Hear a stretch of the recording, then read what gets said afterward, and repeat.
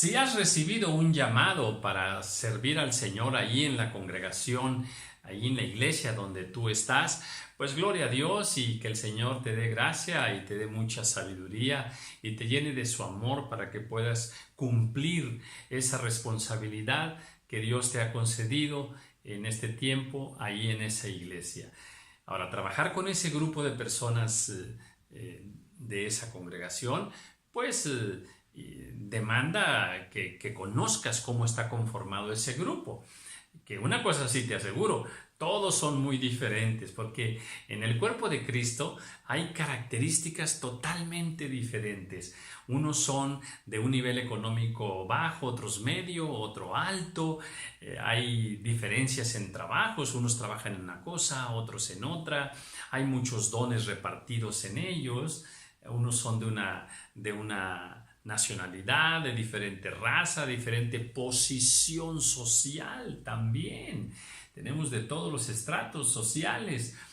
También hay diferencias culturales. Hay hermanos o hermanas que, bueno, que en lo secular, pues tienen estudios muy altos de doctorados, licenciaturas y demás, pero también hay muchos siervos y siervas con un nivel cultural dentro de lo humano, pues muy sencillo. Entonces, también hay diferencias de edades, diferentes formas de pensar, ¿sí? Así está formado el cuerpo de Cristo. Hay unos que tienen poco tiempo de convertidos, otros tienen muchos años de convertidos. Bueno, pues ahí es donde te va a tocar trabajar, ¿sí? Y es importante entonces tomar en cuenta esto, porque precisamente estas diferencias nos llevan a que se cumpla lo que el Señor Jesús dice en Marcos, capítulo 4, el versículo 20. Dice, y estos son los que fueron sembrados en buena tierra, los que oyen la palabra y la reciben y dan fruto a 30, a 60 y a 100 por uno. Mira qué escritura tan sencilla pero muy hermosa, donde el Señor nos enseña que no todos van a dar el mismo fruto. Sí, somos hermanos en Cristo, todos amamos al Señor, ¿sí? Sí, pero no vamos a dar el mismo fruto. Unos van a dar poquito fruto, otros más fruto, otros mucho fruto. Y con ellos hay que trabajar. Hay muchas diferencias espirituales en todos ellos. Hay hermanos que tienen una paz maravillosa, la paz del Señor, pero hay otros hermanos que pierden la paz muy rápido. Unos tienen un gozo que nos contagia, pero otros hermanos son rápidos para enojarse o siempre andan tristes o andan ahí con su rostro muy frío, en fin. Pero son nuestros hermanos en Cristo. Somos diferentes, pero si a ti te va a tocar trabajar con todos ellos, es importante que conozcamos esto que está en la palabra, porque si no tomamos en cuenta estas diferencias espirituales, pues puede ser que hasta nos frustremos por ahí, ¿eh? Mira, hay hermanos que tienen un carácter tan precioso y otros que no es fácil tolerarlos, ¿verdad? Otros hermanos son muy llenos de santidad del Señor. Y hay otros que no, coquetean mucho con el mundo, todavía tienen cosas del mundo, pero así buscan al Señor, así van a la congregación, ¿verdad? Y los ves ahí levantando las manos y lloran, pero luego los ves en su casa y ¡ay Dios! Hasta una palabra mala, fea, por ahí se les escucha también. Sí, entonces, todas estas diferencias están en la parte humana, pero Dios quiere hacernos uno en Cristo Jesús. Dios quiere perfeccionarnos a todos. Hay hermanos muy amorosos, otros no. Unos muy llenos del Espíritu Santo. Hay unos que nomás se saben el Salmo 123 y los versículos de promesas. Pero hay otros hermanos que conocen el Apocalipsis, conocen todos los proverbios, conocen los evangelios, el libro de Hebreos, los romanos. ¿Sí? ¿Por qué? Porque tienen un gran conocimiento bíblico. Pues sí, hay una gran diferencia entre todos nosotros. Pues a todos nos ama el Señor. Ahora, mira esto. Resulta que esas diferencias que nosotros tenemos, pues a veces en el día a día de la iglesia, porque en la iglesia tiene eventos, tiene cultos, iglesias en el hogar, células, tiene a veces congresos, campamentos o los mismos ensayos que se hacen durante la semana en la iglesia, pues ahí es donde convivimos, donde nos entramos en compañerismo cristiano y a veces, por ser tan diferentes, unos piensan de una manera y otros de otra. Unos se enojan más rápido y otros no. Entonces, ¿qué sucede? Que empiezan las diferencias entre nosotros, o empiezan malentendidos, o enojos, o celos, a veces hasta divisiones, un grupito acá, el otro grupito de aquellas hermanas y el otro grupito de las otras hermanas, de aquellos hermanos que están allá. Sí, entonces eso ocurre en todas las iglesias. A veces hay hasta murmuraciones entre todos nosotros, ¿verdad? Bueno, pues precisamente por ser así tan diferentes y que unos dan fruto a 30, otros a 60, otros a 100 por uno, ¿verdad?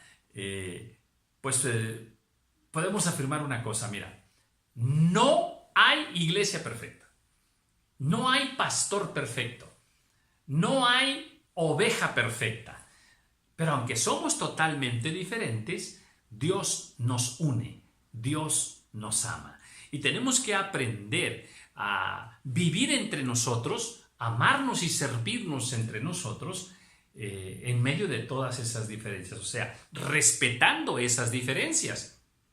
Porque mira, todos desde que nos convertimos al Señor, vivimos un proceso. Dios nos está perfeccionando nuestro conocimiento de Él, nuestra llenura del Señor. Estamos muriendo a unas cosas del mundo y estamos renovándonos cada día. Estamos siendo enseñados, estamos creciendo poco a poco, estamos dando fruto. Entonces, sí, tú estás viviendo tu proceso, pero aquella hermana que apenas tiene 15 días está empezando su proceso. Y aquel hermano que tiene 30 años de haber conocido al Señor sigue viviendo su proceso, creciendo en fe, en obediencia y así, cada uno de nosotros. Entonces, esto es importante que nosotros lo entendamos, porque si no, hasta podemos decepcionarnos o podemos amargarnos. Ahora, si a ti el Señor te ha llamado para servir, entonces eso significa que Dios te ha pasado por un proceso, ¿sí? Y has crecido, y has dado fruto, y has madurado, y te has fortalecido en el Señor.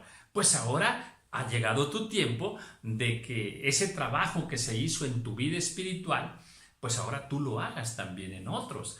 Y es importante que nosotros conozcamos que Dios sí tiene contemplado esas diferencias para que podamos respetarnos entre nosotros y caminar juntos, tomados de la mano, unidos, ¿verdad? Glorificando al Señor.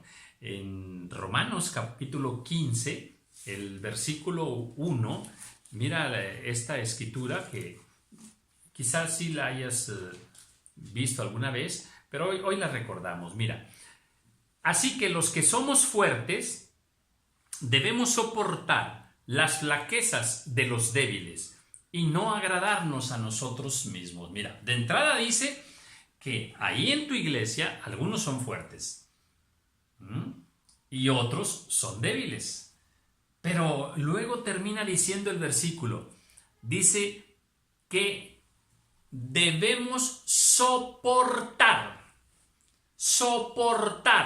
Y el soportar vamos a verlo en dos sentidos. El de respetar y aguantarlos, vamos a decirlo así, claro y directamente, pero también soportar de serles un soporte, de serles de apoyo, de serles de sustento a sus vidas espirituales, de aquellos débiles, de aquellos hermanos o hermanas carnales, para no nosotros entrar en un conflicto con ellos, sino todo lo contrario. Esta es la voluntad del Señor. En Gálatas capítulo 6, el versículo 1, hay una escritura bellísima, bellísima. Mira, te la leo ahora y dice: hermanos, si alguno fuere sorprendido en alguna falta, vosotros que sois espirituales, restauradle Restáurale. Qué interesante. Dice que si conviviendo ahí en el día a día de la iglesia hay algún problemita, surge una envidia, una murmuración, un enojo, un pleito, una división, a ti te llama aquí, a ti que estás sirviendo al Señor, te llama espiritual. O sea, tú eres el espiritual. El que hizo aquella falta es el carnal. Como en la escritura anterior dice que tú eres el fuerte y el otro es el débil. Bueno, es la pura misericordia del Señor. Bueno, pero ¿qué dice aquí? Dice que los que somos fuertes, los que somos más espirituales, tenemos que, dice, la palabra correcta dice, restauradle. Qué hermoso, restaurar, no desechar, no destruir, no ya no volver a hablarle a esa hermana, a ese hermano. No. Restaurar quiere decir hacer un trabajo de misericordia, hacer un trabajo de amor, que si la amistad se lastimó, vamos a restaurar esa amistad. Vamos a restaurar aquello que se dañó espiritualmente. Eso es lo que dice la palabra del Señor. Y dice que lo hagamos con mansedumbre, con un espíritu de mansedumbre. Bueno, pues eso es lo que quiere el Señor. Entonces, a ver, tenemos que aprender a soportar y a perdonar. O sea, ocurre un incidente, bueno, no estallemos nosotros, no le echemos leña a ese fuego, no hagamos el problema más grande, sino todo lo contrario. Vamos a tener palabras de amor y de misericordia. Vamos a respetar a los hermanos. Vamos a ser dulces, tiernos y amorosos. Vamos a ayudar a que aquella situación entre en paz. Sí, así como lo hicieron con nosotros cuando llegamos al cuerpo de Cristo. Yo creo que muchos de nosotros llegamos rebeldes, llegamos amadores de los pleitos, de las contiendas. A lo mejor no teníamos misericordia de nadie, a lo mejor juzgábamos así muy, muy severos, pero tuvieron misericordia, tuvieron amor para con nosotros. Y entonces nos ayudaron a crecer en el Señor. Bendito sea el Señor y benditas sean aquellas personas que trabajaron en nuestras vidas y nos ayudaron a entender desde la perspectiva de Dios cómo es la vida cristiana. Entonces, sí, seamos mansos. Ocurre algo, no estallemos, no gritemos, no peleemos, sí, sino hagamos como otros lo hicieron con nosotros. Seamos pacientes para esperar que el Espíritu Santo va a seguir obrando en aquellos jóvenes, en aquellos hermanos, ¿sí? Y hacer ese trabajo como otros lo hicieron con nosotros. Respetemos ese proceso espiritual que Dios ha iniciado en ti, en mí y en ellos.